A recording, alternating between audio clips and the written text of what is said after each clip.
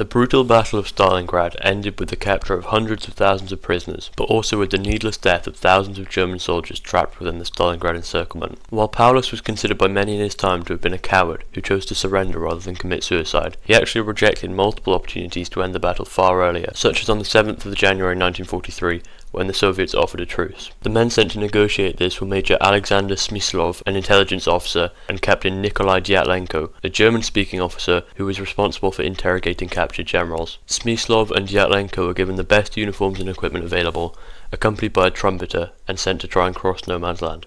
The group of three repeatedly attempted to advance the German lines, but German warning shots eventually convinced them to give up and return to a disappointed General Nikolai Voronov. 2 days later, the two men, now with a different trumpeter, made another attempt, this time preempted by the issuing of German-language leaflets and radio broadcasts to make the common soldier aware of the situation. Bearing an improvised white flag formed of a sheet and a tree branch, they managed to locate a warrant officer who blindfolded them and led them to find a more senior officer. During this journey, a moment of high tension occurred when Dyatlov slipped on the ice, knocking their German escort to the ground, with Smyslov having to help him up. When the men reached German bunkers, they found a more senior officer, a colonel, who left to obtain a final response from 6th Army headquarters. In his absence, the men faced the awkward realization that they had forgotten to hand over their Tokarev pistols. They had no experience in diplomacy, with Dyatlenko claiming that he had used the popular play Field Marshal Kutuzov as his guide. When the German returned, Dyatlenko and Smyslov were met with the crushing news that they were to be re-blindfolded and escorted back to enemy lines, and that the Germans would not accept the papers of surrender they had come to deliver.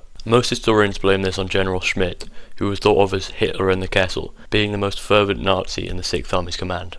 After being captured, Colonel Wilhelm Adam told Dyatlenko during interrogation that Paulus had given Schmidt the final say on whether they would surrender or not. In the end, as the German lieutenant who escorted Dyatlenko told him, when a war of two world outlooks is going on, it is impossible to persuade the enemy by throwing words across the front line.